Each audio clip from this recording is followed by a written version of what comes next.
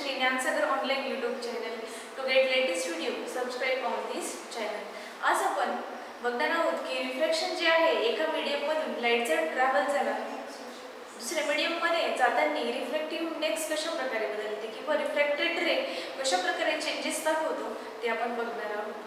मग आता ह्या ज्या डायग्राम्स आहेत या आहेत refraction of light in different medium. वेगवेगळ्या ज्या मीडियम आहेत त्या मीडियम मधून लाईट जेव्हा ट्रॅव्हल करतो तर तो कशा प्रकारे डिफ्लेक्शन दाखवतो, कशा प्रकारचे चेंजेस दाखवतो ते आपण बघू. आता फर्स्ट आहे लाईट रे जर रेअर मीडियम मधून डेन्सर मीडियम मध्ये पास होत असेल तर तो नॉर्मल सोबत फर्स्ट रेअर मीडियम सोबत काय तयार करतो, अँगल ऑफ इन्सिडेंट, आणि त्यानंतर नॉर्मल सोबत तो काय करतो, अँगल ऑफ रिफ्रॅक्शन. मग त्यावरनं या डायग्राम वरनं काय सांगितलंय, when a light ray passes from rare medium to a denser medium.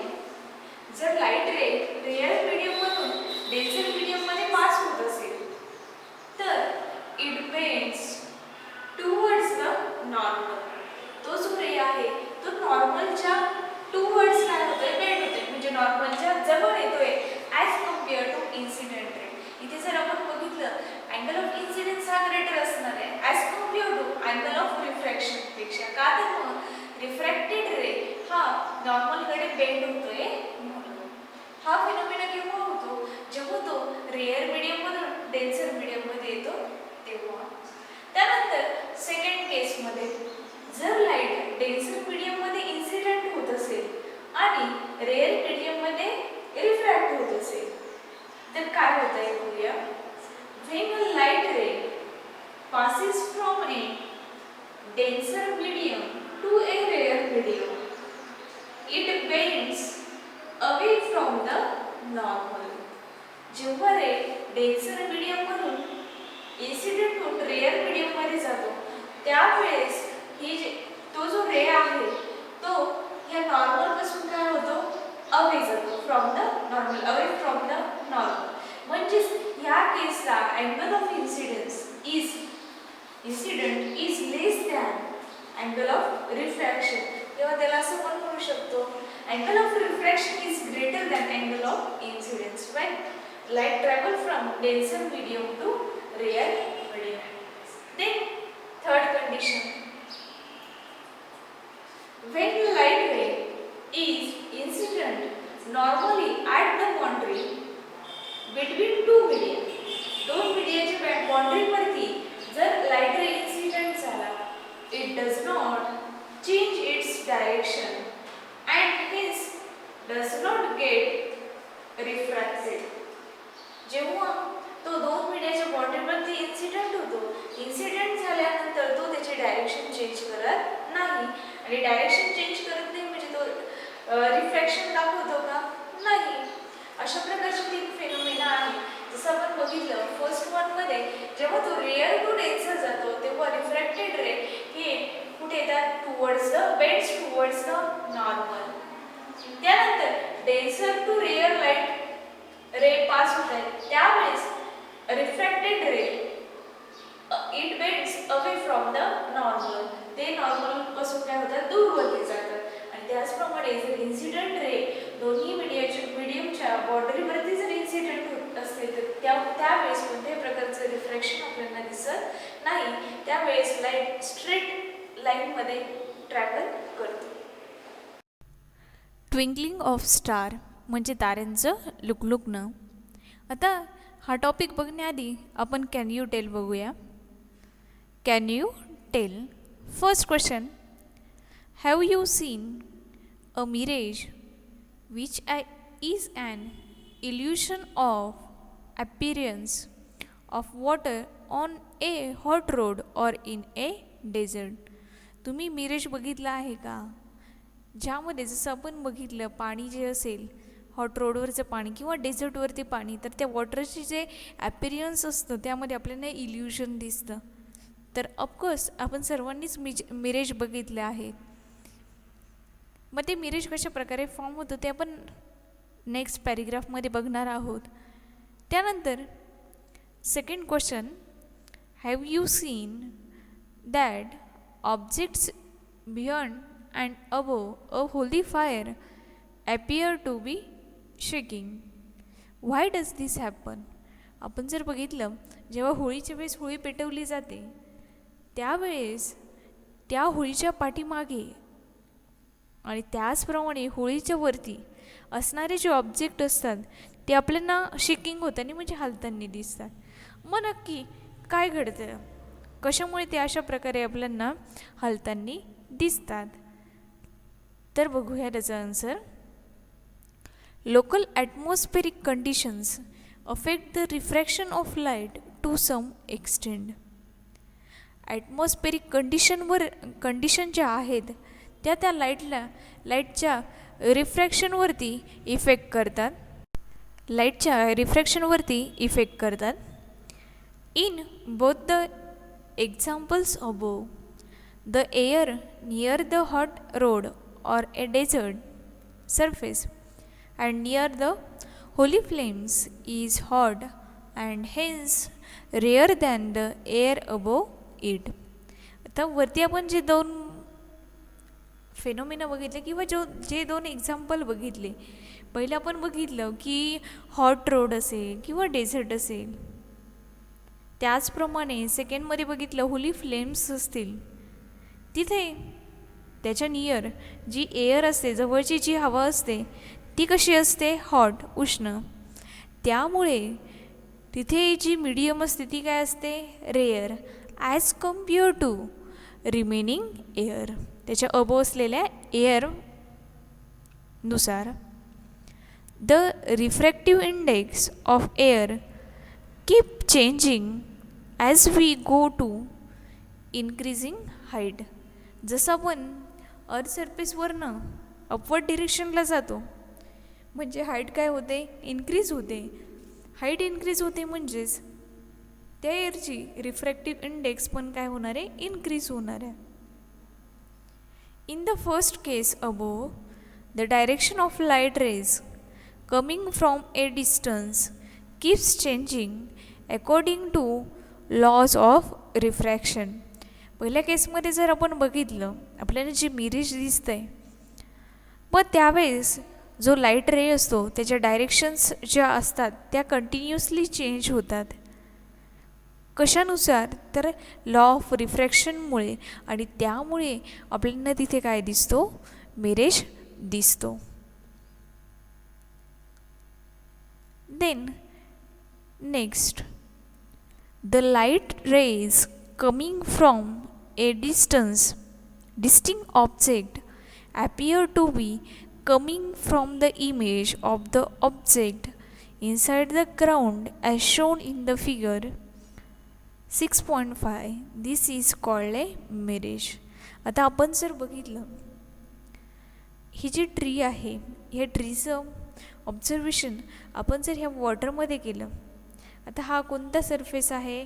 He hot air आहे, हा हॉट सरफेस आहे आणि ही कोणती आहे? कोल्ड एअर आहे. त्यानुसार जर आपण बघितलं याचे जे पोझिशन्स आहे किंवा ही जे ऑब्जेक्ट आहे ते काय होतं? त्याचे लाईट रेज त्या ऑब्जेक्टकडनं आपल्याकडे येतात आणि आल्यानंतर ते आपल्याला मिरेजसारखं दिसतं. म्हणजेच त्याची आपल्या डोळ्यांसमोर एक इमेज फॉर्म होते due to change in refractive index between cold air and hot air. आता एअर जी आहे कोल्ड आणि हॉट असल्यामुळे रेअर आणि डेन्सर मीडियम येते आणि त्यामुळे रिफ्रॅक्टिव्ह इंडेक्स चेंज होतं आणि रिफ्रॅक्टिव्ह इंडेक्स चेंज झाली म्हणजे तो ऑब्जेक्ट जो आहे तो आपल्याला याची पोझिशन आपल्याला डिस्प्लेस झालेली दिसते आणि त्यालाच काय म्हटलं जातं? मिरेज. का? तर मग आपल्याला दिसणारी जी पोझिशन आहे ती ॲक्च्युअल पोझिशन असते असं नाही. लाईट रेज काय करतात? त्या पोझिशनला लाईट रेची रिफ्रॅक्टिव्ह इंडेक्स चेंज होते म्हणून आपल्याला त्याची पोझिशन काय दिसते? ॲक्च्युअलपेक्षा थोडीशी डिफरंट दिसते आणि त्यालाच काय म्हणतो आपण? Mirage. In the second example, the direction of light rays coming from object behind the holy fires changes due to changing refractive index above the fire, thus the object appear to be moving. आता दुसऱ्या या क्वेश्चनचा जर विचार केला, एक्झाम्पलचा जर विचार केला, त्यामध्ये लाईट रे जे आहे त्याची डायरेक्शन आहे ती कंटिन्युअसली चेंज होते. का तर मग होली फायर आहे तिथे असलेली एअर ही हॉट असते आणि त्याचप्रमाणे जसं तुम्ही अबोव जाता तशी ती काय असते, कूल असते. त्यामुळे रिफ्रॅक्टिव्ह इंडेक्स काय होते, चेंज होते. आणि रिफ्रॅक्टिव्ह इंडेक्स कंटिन्युअसली चेंज झाल्यामुळे तिथे आपल्याला ऑब्जेक्ट हे मूव्हिंग वाटतात. Effects of atmospheric condition on refraction of light can be seen in twinkling of the star. Atmospheric कंडिशनमुळे लाईटचं जे रिफ्रॅक्शन होतं त्या रिफ्रॅक्शनमुळे आपल्याला स्टार काय दिसतात, ट्विंकल होताना दिसतात. Stars are self luminous and can be seen at night in absence of sunlight. Stars जे असतात ह्या सेल्फ ल्युमिनियस आहे म्हणजे त्यांना स्वतःचा प्रकाश असतो आणि हे आपल्याला केव्हा दिसतात, जेव्हा सनलाईट काय असतो, अब्सेंट असतो तेव्हा. They appear to be point sources because of their being at a very large distance from us. ते आपल्यापासून खूप दूरवरती असतात म्हणून आपल्याला पॉईंटसारखे दिसतात. As the density of air increases with lowering height above the surface of earth, the refractive index also increases. जर आपण एअरची डेन्सिटी बघितली ती इन्क्रीज होत असेल लोअर हाईटला तर तशी रिफ्रॅक्टिव्ह इंडेक्स काय होते, इन्क्रीज होते. जसं आपण बघितलं की अर्थ सरफेसपासून जसं आपण हाईट इन्क्रीज होते तशी रिफ्रॅक्टिव्ह इंडेक्स पण काय होते, इन्क्रीज होते. Starlight coming towards us travel from rare medium to denser medium and constantly bend towards the normal. Starlight जेव्हा ट्रॅव्हल करतो रेअर मीडियममधून डेन्सर मीडियममध्ये तर तो कुठे बेंड होतो, टुवर्ड्स द नॉर्मल. का तर मग याआधी आपण बघितलं की जर लाईट रे रेअर मीडियममधून इन्सिडेंट होतो आहे आणि डेन्सर मीडियममध्ये रिफ्रॅक्ट होतो आहे त्यावेळेस तो रिफ्रॅक्टेड रे हा नॉर्मलकडे बेंड केला जातो. दिस makes the star appear to be higher in the sky as compared to its actual position as shown in the figure. आता रिफ्रॅक्टेड रे हा नॉर्मलकडे बेंड होतो त्यामुळे त्या स्टारची जी पोझिशन असते ही स्लाइडली काय होते, चेंज होते, हायर लेवलला जाते ॲक्च्युअल पोझिशनपेक्षा. मग कशा प्रकारे डायग्राममध्ये आपल्याला डायग्राम दिली आहे apparent position of A star. आता यामध्ये हा स्टारची ॲक्च्युअल पोझिशन इथे आहे पण रिफ्रॅक्टिव्ह इंडेक्स कंटिन्युअसली चेंज झाल्यामुळे ॲपरंट पोझिशन ऑफ स्टार काय होते, स्लाइडली चेंज होते. The apparent position of the star keeps changing a bit. आपण जर बघितलं, आपण रोज बघतो, आपल्याला असं वाटतं की स्टारच्या ज्या पोझिशन्स आहेत त्या थोडेफार प्रमाणामध्ये काय होताना दिसतात, चेंज होताना दिसतात. This is because of the motion of atmospheric air and changing air density and temperature. मी हे अशा कशामुळे आपल्याला जाणवतं तर ॲटमॉस्फेरिक एअर जी आहे त्याच्या मोशनमुळे आणि त्याचप्रमाणे एअरची जी डेन्सिटी आहे किंवा टेम्परेचर आहे हे कंटिन्युअसली काय होतं, चेंज होतं. त्यामुळे आपल्याला असं वाटतं की स्टार काय करतात, थोड्याफार प्रमाणामध्ये त्याची ॲपरंट पोझिशन नेहमी काय होते, चेंज होते. Because of this the refractive index of air keeps changing continuously. Density त्याचप्रमाणे टेम्परेचर असेल एअरचं किंवा मोशन असेल ही कंटिन्युअसली चेंज झाल्यामुळे रिफ्रॅक्टिव्ह इंडेक्स पण कंटिन्युअसली चेंज होते. Because of this the position and brightness of star keep changing continuously and star appear to be twinkle. आणि त्यामुळे हे जे चेंजेस घडून येतात त्यामुळे आपल्याला स्टारची जी पोझिशन आहे किंवा त्याचा जो ब्राईटनेस आहे तो आपल्याला कंटिन्युअसली चेंज होताना दिसतो आणि म्हणून आपण म्हणतो की स्टार हे काय करतात, ट्विंकल करतात. पण ॲक्च्युली ते ट्विंकल करत नाही, ते आपल्याला फक्त रिफ्रॅक्टिव्ह इंडेक्स कंटिन्युअसली चेंज झाल्यामुळे तिची पोझिशन त्याचप्रमाणे ब्राईटनेस चेंज झालेला वाटतो आणि त्यामुळे आपण म्हणतो की स्टार्स काय करतात, ट्विंकल करतात.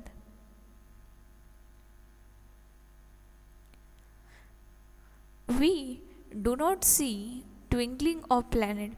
पण आपल्याला प्लॅनेट हा ट्विंकल करताना दिसत नाही. This is because planets are much closer to us as compare to star.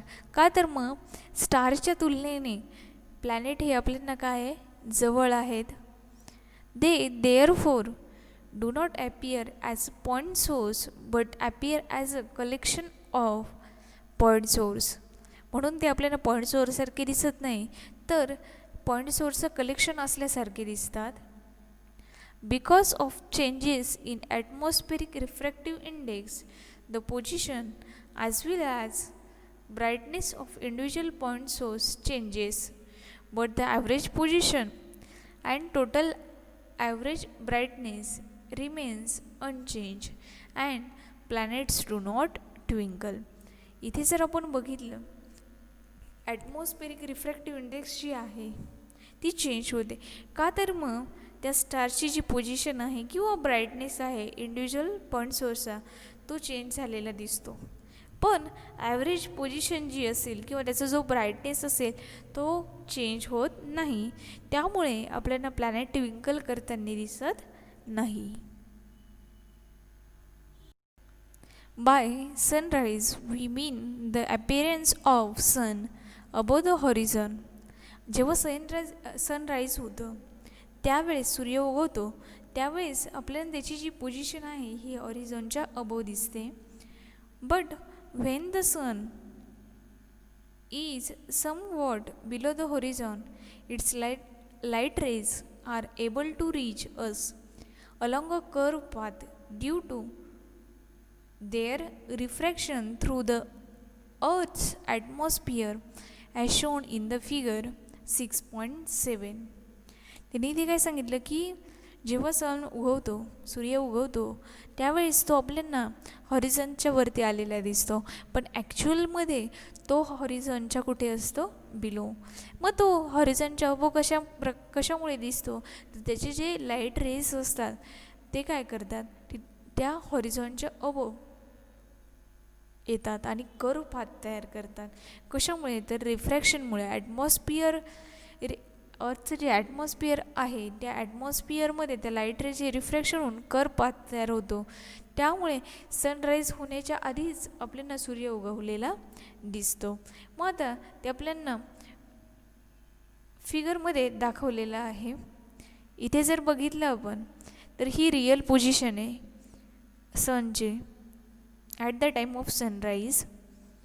पण दिसताना ती आपल्याला कुठे दिसते, इथे दिसते. कशामुळे, तर त्याचे रेज जे असतात सनलाईट जे असतात ते सनलाईट काय होतात, अर्थच्या ॲटमॉस्फिअरमध्ये रिफ्रॅक्ट होतात. Thus we see sun even before it emerges above the horizon. त्यामुळे सूर्य उगवण्याच्याच आधी आपल्याला सूर्य हॉरिझॉनवरती आलेला दिसतो. Same thing happen at the time of sunset. Same गोष्ट ही जेव्हा सूर्य मावळतो तेव्हाही घडते. As we keep seeing the sun for a short while even after it goes below the horizon. आणि त्यामुळे जेव्हा सूर्य मावळतो तो आधीच मावळलेला असतो, पण तो आपल्याला नंतर मावळताना दिसतो. का तर मग त्याचे जे लाईट रेज असतात त्या रिफ्रॅक्शनमुळे तो आपल्याला लेट